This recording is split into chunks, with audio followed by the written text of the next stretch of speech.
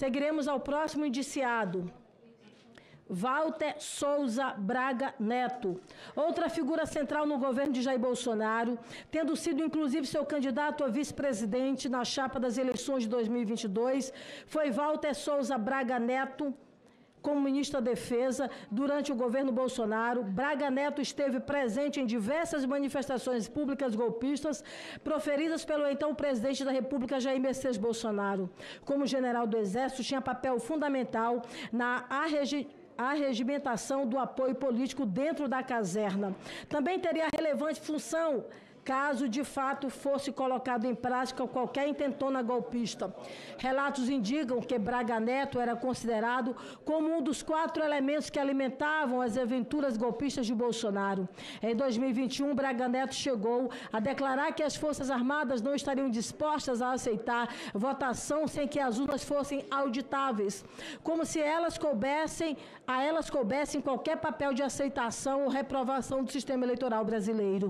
Após o segundo turno das eleições de 2022, Braga Neto fez parte do que foi denominado como o QG do Golpe, uma casa situada no bairro do Lago Sul, região nobre de Brasília, alugada para sediar o comitê de campanha de Jair Bolsonaro à reeleição e onde se reuniram diversas autoridades políticas. Nessa casa foram discutidas várias ideias de implementação de planos antidemocráticos. O general também respondeu à aplicação do instrumento de Estado de Defesa para situações não previstas no texto constitucional, mesma tese defendida na chamada minuta do golpe, encontrada na casa de Anderson Torres. Walter Souza Braga Neto também incentivou a permanência dos acampados nos denominados acampamentos golpistas, como o discurso feito no dia 19 de novembro de 2022, quando pediu aos acampados para não perderem a fé. Àquela altura, segundo o general, meias palavras bastavam para os bons entendedores. Augusto Heleno Ribeiro Pereira. De modo similar a Braga Neto, o general Augusto Heleno foi figura de imenso relevo no governo de Jair Bolsonaro. Segundo relatos, era um dos 4 elementos que incutiam ideias golpistas no então presidente da República.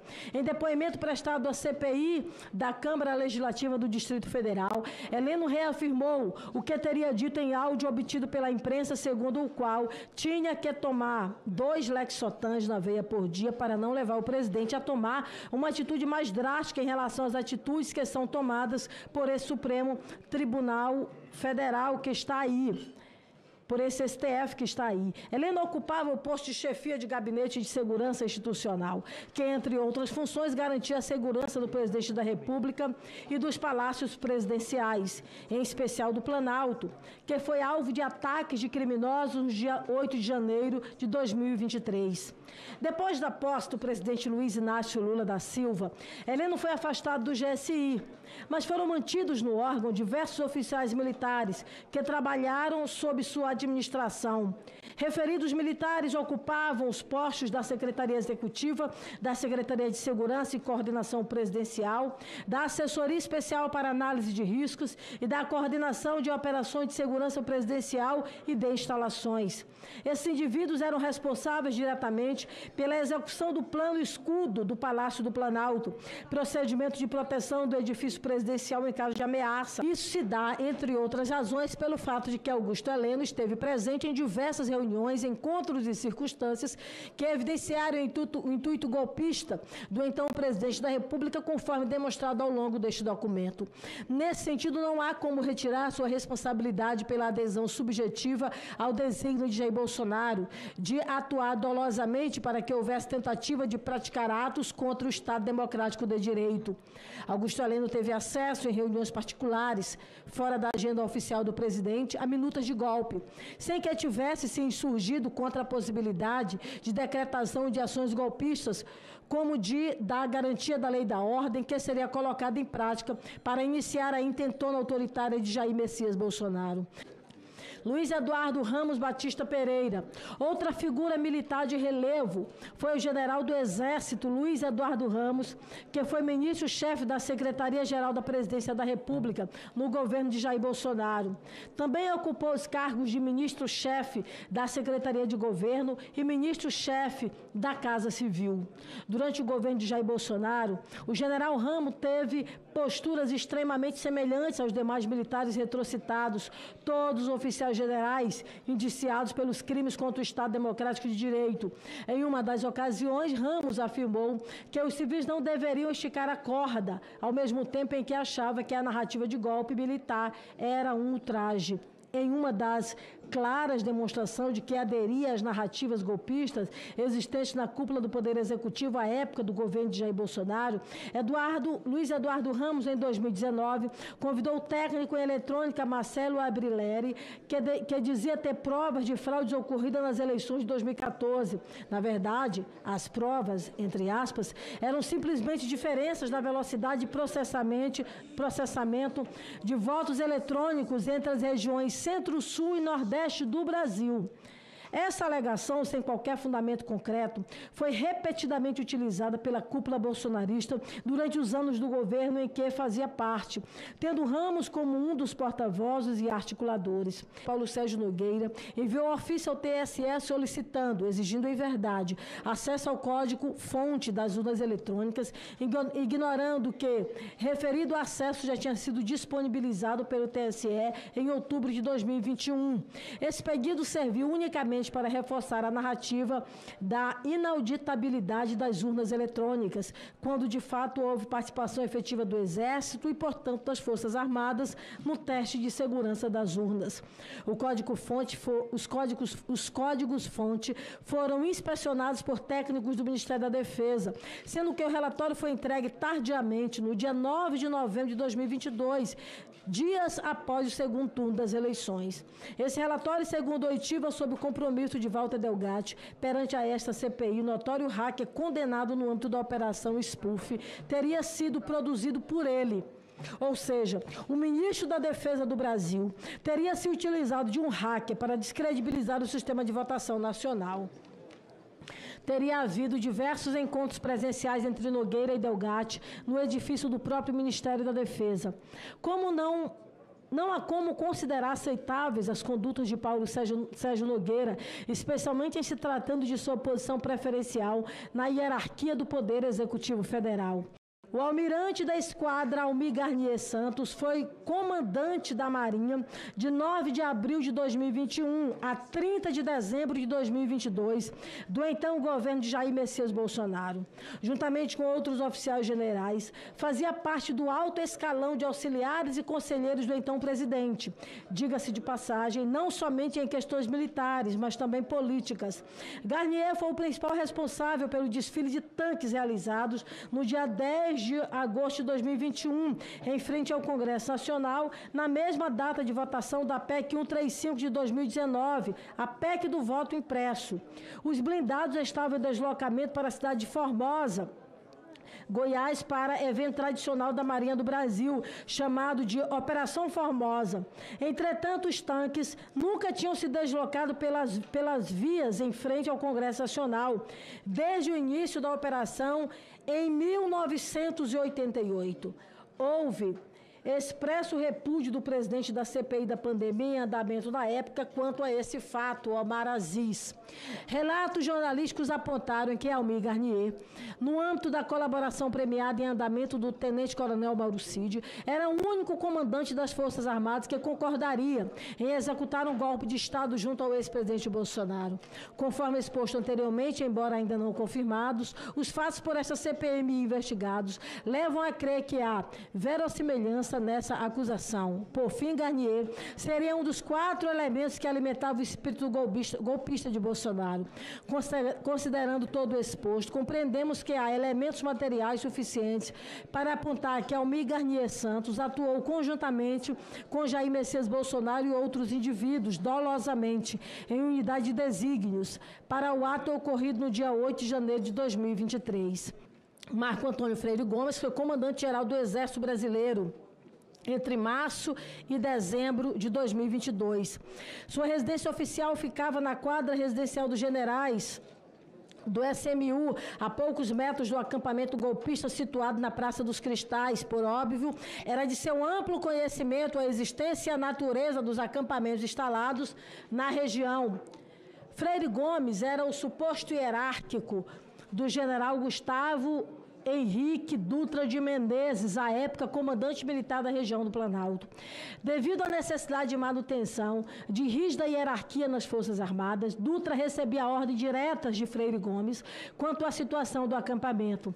Inclusive, uma das justificativas utilizadas por Dutra para a não desmobilização do acampamento fora de que era apenas um general de 3 estrelas, enquanto havia nas imediações do Comando Militar do Planalto, generais de 4 estrelas. Freire Gomes teria atuado para cessar a retirada dos acampamentos nas 3 ocasiões em que houve tentativa de desmobilização das estruturas, em operações conjuntas com órgãos do GDF.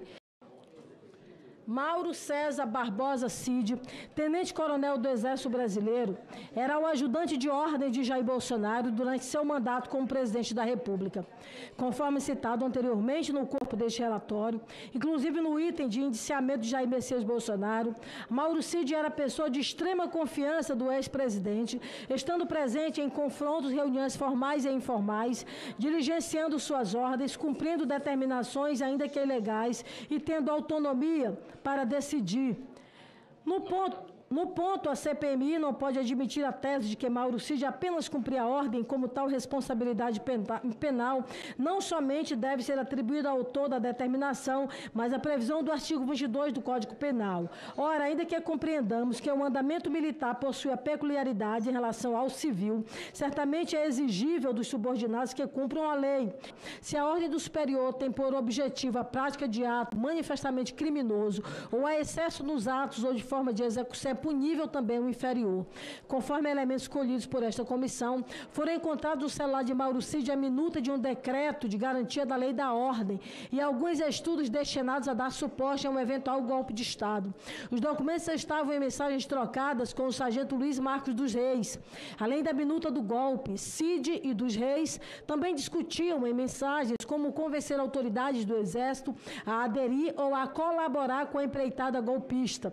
Igualmente, investigações apontadas que Mauro Cid e Jean Lawande desenvolveram tratativas em relação ao golpe de Estado dentro da instituição militar, a farta documentação que comprova isso, conforme extratos de sua quebra de sigilo telemático.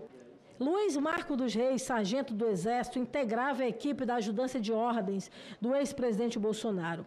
Referido militar, além de estar preso em decorrência de ilicitudes praticadas em coautoria com Mauro Cid, relativas à falsificação de certificação de vacinação da Covid-19, confessamente esteve presente nos atos criminosos do dia 8 de janeiro.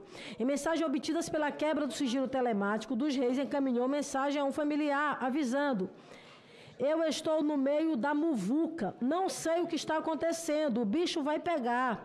Igualmente enviou vídeos em cima da cúpula do Congresso e áudios que diziam: entraram no Planalto e no Congresso, Câmara dos Deputados, entrou no STF e quebrou, arrancou as togas lá daqueles ladrão, pronúncia dele, arrancou tudo, foi, o bicho pegou hoje aqui. Ailton Gonçalves Moraes Barros, ex-major do Exército, preso pela Polícia Federal durante a operação que investiga a falsificação de certificados de vacinação contra a Covid-19, e Antônio Elcio Franco Filho, coronel do Exército, um dos investigados pela CPI da Covid-19, tiveram suas condutas apuradas por esta comissão no que tange a participação dos atos antidemocráticos que visavam um golpe de Estado, em diálogos entabulados entre si, também entre outros agentes investigados pela conspiração que culminou na tentativa de golpe de Estado. Referidos militares discutiam em minúcias como e quando deveria se dar a empreitada golpista. Não sobejam dúvidas entre os elementos escolhidos pela comissão de que Ailton Barros e Elcio Franco evitaram esforços para que Bolsonaro permanecesse igualmente no poder. Jean Lawande Júnior, coronel do Exército Brasileiro, foi ouvido como investigado no âmbito desta CPMI. Conforme elementos escolhidos por esta comissão, Jean Lawande citou a narrativa de golpe de Estado dentro da instituição militar e buscou articular junto a Mauro Cid uma reação à vitória de Lula nas urnas. A farta documentação de que comprova isso, conforme extratos de sua quebra de sigilo telemático. Em depoimento a esta CPMI, acerca do teor das mensagens, o coronel Lawande, que trabalha no Estado-Maior do Exército, tergiversou sem sucesso.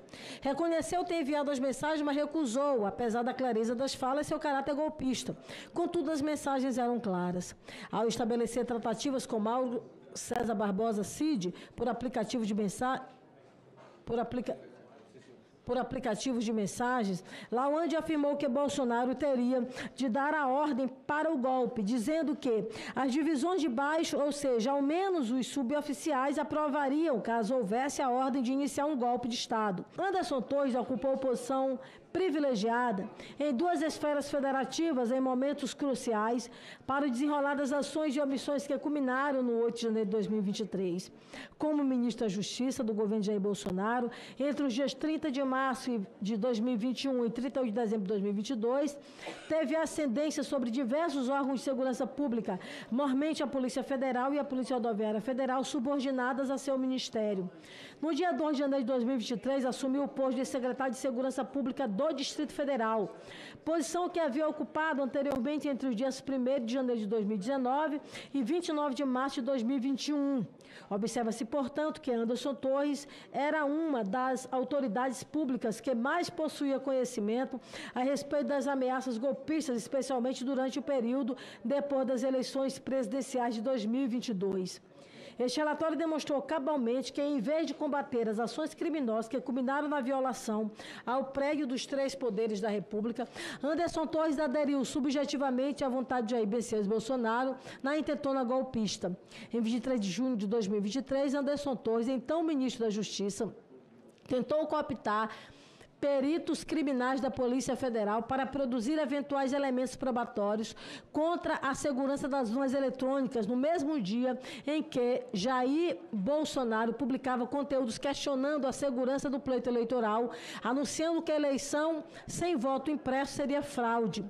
E enquanto o superior hierárquico de Silvinei Vasquez também deve ser responsabilizado pelo crime no artigo 259 do Código Penal, por ter participado dolosamente das blitz verificadas no segundo turno das eleições presidenciais da região Nordeste, com o claro intuito de dificultar o exercício do voto.